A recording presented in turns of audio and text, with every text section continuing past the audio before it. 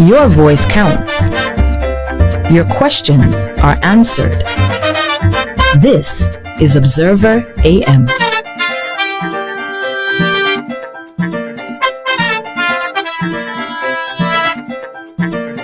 Welcome back, everyone, to Observer AM. I am Sharon Simon, your host, and the time in Antigua and Barbuda is 8:17 a.m.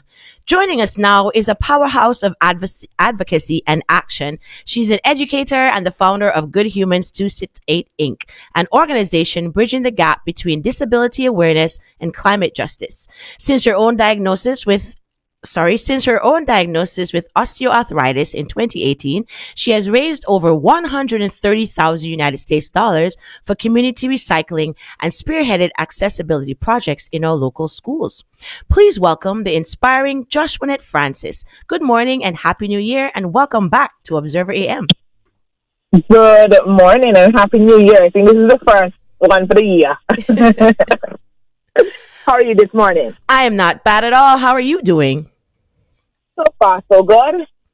All right. You've had quite a successful 2025 story, the Unsung Hero Award, accessibility at the Potters Primary, and personal resilience in that you walked the entire perimeter of Antigua at the start of last year. Talk to me about your 2025 successes. I will say to anybody, go to our Instagram or Facebook page, and last night we made the final post because we were going through all of the different moments, and ironically we shared over 100 different projects or moments, and it's just really, 2025 was an awesome year. 2025 at multiple points, I would say to anybody, we felt like, we weren't doing enough or we were overwhelmed, and it looked like we weren't going anywhere, and only now we were doing the reflection and you're able to go through each month and see we were a part of this and we were a part of this and we were a part of that. You really see that we made an impact. I just want to say thank you very much to Observer. I reached out to Gemma Handy in 2024 and I said to her, I want to publish a newspaper column once a month. And then when we published the first paper, it was like, okay, it's not going to be enough, so we need to do twice a month. And then last year, I reached out to Sharon. Sharon has been a blessing to the organization. And I said to her, we need to do weekly columns now. And got catapulted into something. Last year, we were able to publish over 150 articles with Observer, Point Express, and also St. Paul's Weekly, but it really started with that first initial email of Gemma, and a special mention to the different reporters for Observer who has really helped to capture so much of the stories, radio programs like this. I am internally and truly grateful for just the space, because I know a lot of individuals see Joshwanette Francis and they hear me. I can't wait for the day when I'm no longer the president and someone else is doing all of this hard work and just getting the word out there about disability. And I will say to anybody, our mission is to become a household name. Everybody should know, not Joshwanette Francis, but Good Humans 268 Inc. and what we represent. We represent the need for change in Antigua and Barbuda. You were just talking about the win at Potters Primary. Because of our advocacy, we were able to get lobby, and there's now an accessible bathroom, and there's a ramp to the grade 6 classroom. But not to be a Debbie Downer, but September we're back to square one with Diana. There is no school on this island that is completely accessible. She lives in Potters Primary. We're thinking about her going to SNRA, but SNRA doesn't have an accessible bathroom. You know what that means? If she goes to SNRA in September and we do not get the money, and we do not do any intervention, someone is going to have to help a 10-year-old to the bathroom. And you all know when we get to that age, our menstruation cycle starts. What we're talking about her dignity. We're talking about her freedom. SNRA cannot offer that. In a conversation I had with Diana, she said to me, I would like to go to the Antigua Girls High School. And while I am grateful, and if she does pass in the top 100, Antigua Girls High School is not an accessible school. So we face that challenge of no bathroom. How does she get to the top floors? How does she move around the school compound? And the school that is possibly accessible, which is St. Mary's Secondary. St. Mary's Secondary has the bathrooms, and all we would have to buy is the lift to get her from the first floor to the second floor. St. Mary's might be a logistical issue to get her to school. And Diana, I want people to know Diana is special to me and to Good Humans 268 Inc. because we ran into her when we started our initial school tour at Potter's Primary, and she was in grade 4 at the time. But there are lots of other children. The idea is to get 10 schools over the next 10 years to become accessible. So this conversation isn't going to even be a thing because we're going to have options. And we're talking about dignity, mental health, pride, and I know the government cannot do it alone. So what I have to do is become that voice to get corporate Antigua on board. Any corporate citizen listening now, me beg her some money. Money down bathroom, they SNR, the Antiguan dialect, money to help, me beg.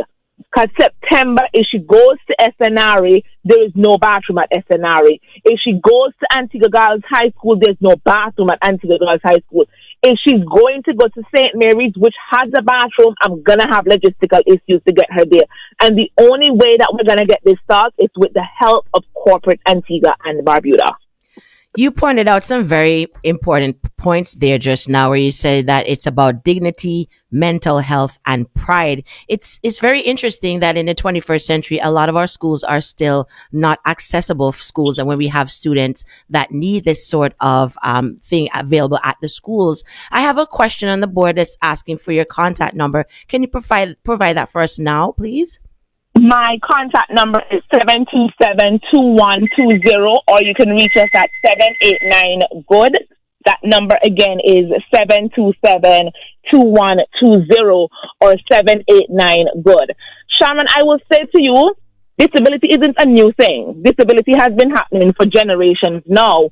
And what has happened is a lot of individuals and families that have children or siblings with disabilities, they don't normally talk up. We're shunned into a corner because people get tired, people get exhausted of the constant begging, the constant going to a politician, going to a meeting. People get tired of that.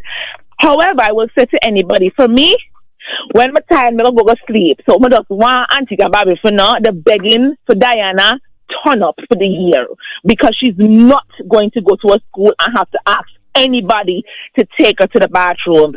I was literally speaking to Kimani Mannix last evening and we're talking about SNR, and I said to her, to be realistic, St. Mary's Secondary might be the best school. So that means what I need to do is speak to Transport Board. And if Transport Board can't get her, we have a lot of private transfers.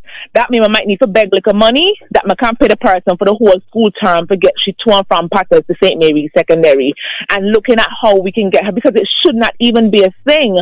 And if I am not her mother and we're in January and I'm thinking about September, can you imagine her mother? And it's just so important that individuals know that I am a realistic advocate. There are 80 schools in Antigua and Barbuda. The government owns 43. I am not asking the government to retrofit 43 schools. I am asking the government to retrofit 5 primary schools and 5 secondary schools. Our primary schools has 4 zones.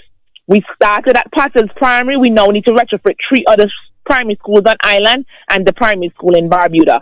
We need to retrofit Antigua Girls High School and Antigua Grammar School because students with disabilities should be able to know that they can go to those schools. SNRA is one of the schools just because it's the newly built secondary school. St. Mary's Secondary, just because St. Mary's Secondary already have some of the infrastructures in place, and the secondary school in Barbuda. And over the next few years, I will be lobbying to ensure that these schools become accessible so more students have the option of getting a secondary education. And according to the Act, however, one of the key pillars of the Act of Education is that students with disabilities are entitled to receive their education in the least restrictive and most enabling environment. So let's just point that out as well. Now let's move on to 2026. Why are you laughing? I was going to say the Disability Act was passed in 2017, and there's so much about that act that is just not enforced. And again, it's going to need a community of individuals who are lobbying louder, because even St. John's, we are in violation of that act. Mm-hmm. Diana's mother can technically sue the government of Antigua and Barbuda for violation. Her daughter went to school. for 5 years, and every time she needed to use the bathroom, she had to ask somebody for help. That's violating the Education Act and the Disability Act. But that's a whole other conversation. And now that you mentioned that, just the other day when the ship was in the harbor, there were two ladies on, those little scooters that they drive around because, her family had to help her on the side of the road because you know how our sidewalks are on Market Street. So you're pointing out something that's very timely. All right, let's move forward to 2026. What's your roadmap for 2026? I'm seeing you have a 300 locations ride and so on. Tell us some more about that and anything else. 2026, the impact has to be bigger. I need secondary schools, and the idea is to get more people talking about disabilities. So just like we did the walk around the perimeter of the island, the idea is to ride at 300 random locations. So at some point, you're going to see us pop up on Market Street, Nevis Street, by VC Bird Bus, Old Palm Road, Airport Road, Factory Road, beaches, historical sites. And the idea is to ride for 30 minutes at each location, and the total locations is 300. That's because it's to amplify the voice of individuals with disabilities. It's not about random, we're doing it because the more people seeing us riding, can you imagine someone who didn't hear this radio program morning, they're going now Alston's Road and say, who this crazy person ride on a bike in the middle of the road? Or an afternoon, they see us pop up somewhere else, and they now keep asking, why do I see somebody riding? It begins the conversation internally and externally about disability. So the rides are to get more people talking about disability, because if we do not do that, we're going to find ourselves begging forever. We're going to find Diana going to secondary school in September and not being able to use the bathroom. Our recycling program, we're still in the schools. It is not perfect. I do apologize to the community of John Hughes that we have not been able to move the contents as fast as we would like. However, we are negotiating with the government, and the idea is to do even bigger things this year. I want to change legislation in Antigua and Barbuda. Waste must be managed from the source. We cannot keep sending everything to the landfill. And ironically, I came right after the traffic report where they're talking about cooks. The reality is, if we keep doing what we're doing by sending everything to the landfill, we are going to find ourselves in a very horrible place in the next few years. The thing with waste is we're not seeing the impacts right in front of us. We assume we put everything in the garbage. It goes scraps are actually contributing to climate change. So what has to happen is we need legislation change to ensure that from the source, that households, businesses, events, waste is managed. One Nation concept was the last 2 nights. What happened to all the waste that occurred at One Nation? I'm talking about the glass, the plastic, and the food scraps. We're sending it all to cooks, right? So when you get to ARG is going to be stick and span this morning, but a few months from now, we're going to have a fire in the landfill. And shout out to the individuals at the National Solid Waste Management Authority. They've been always able to control that fire. But how much more fires are we going to have? Are we going to wait till one of the fires takes from the lives of the workers down there for us to recognize we're having a problem? We must change legislation. Is it fair that these pet promoters, they have all of these massive pets, food, cans, bottles, aluminum, they throw it all into a dumpster and the site is cleared afterwards, but we're creating a problem at the landfill. We must manage waste differently, and we need legislation behind of us to ensure, again, we can create jobs for individuals with disabilities, and we're solving a problem at the landfill. The other two things I noticed you had on your boat for this sailing year is regional expansion and your compound. So I want to build a state-of-the-art compound. I want to be on 50 acres of land someday, and I will say to anybody, it's not for Joshua Francis. I can't wait to not be the president anymore. But now, God has given me it, and I will carry it until I no longer have to carry it anymore. I want to create a home away from home for individuals with disabilities because, again, we need a swimming pool because we need to exercise. We need a gym.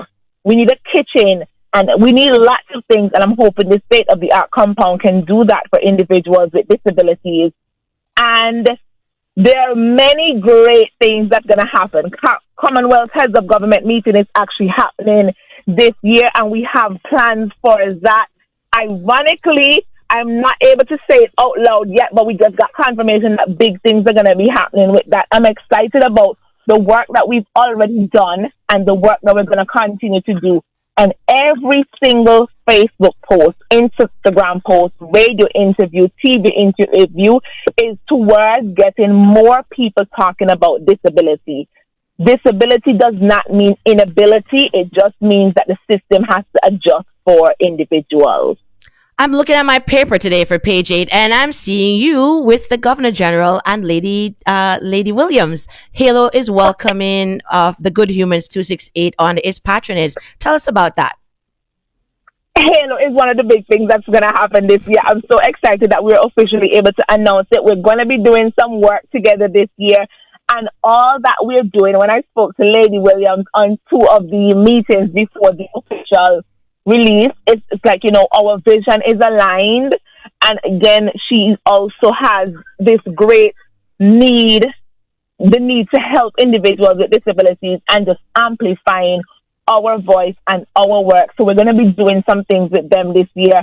We're going to be doing lots of things with different organizations. We're in the pipeline because whatever we've done for the last 3 years, we're doing times 3 this year because individuals with disabilities must be seen, must be heard, and legislation has to change. We're currently doing a regional research, so I was able to visit Jamaica, Barbados, and I've been in contact with someone from Trinidad and Tobago, Louisiana, St. Kitts, Grenada, St. Vincent and the Grenadines, St. Kitts and Nevis. And what we're currently doing is we're gathering the data to see what legislation they have and what policies what we can use to change our policy right here in Antigua and Barbuda.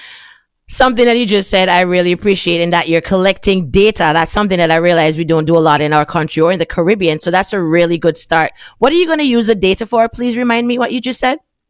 So the idea, we've already written to the Cabinet of Antigua and Barbuda because I want to change legislation. And I will say to you, we don't even need the government to change legislation. As an organization, we just need a senator to go and take the information to the Senate to us. And there is a particular senator that reached out to us and said, they're willing to take it to the Senate for us, and then we could possibly get the footing to change legislation.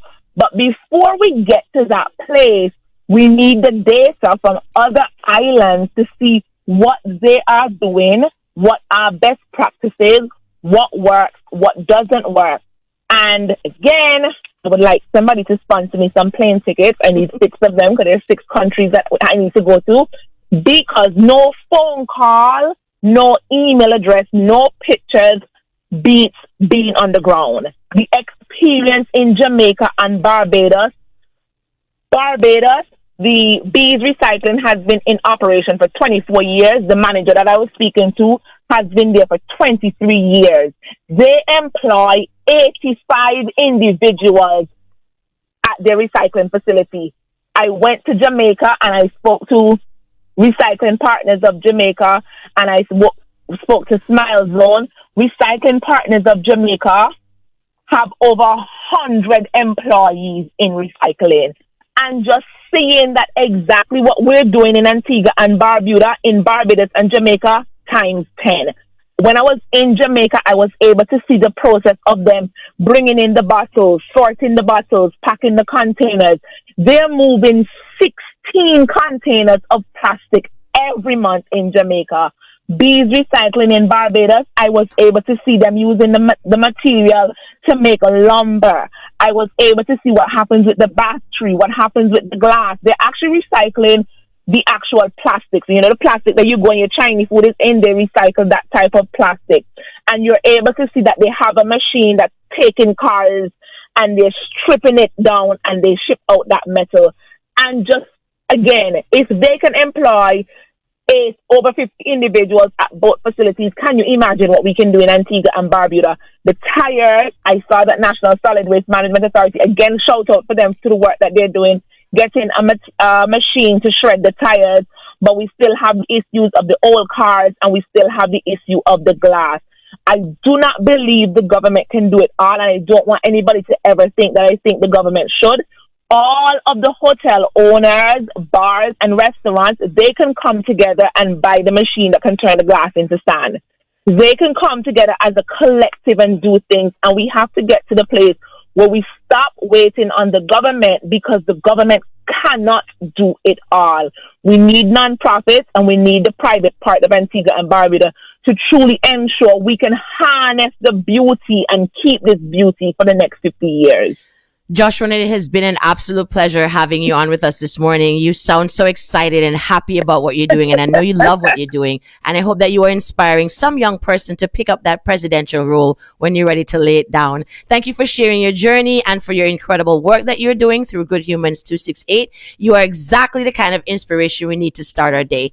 Folks, remember her mantra, be a good human. Thank you so for much. Having us, love. You're most welcome.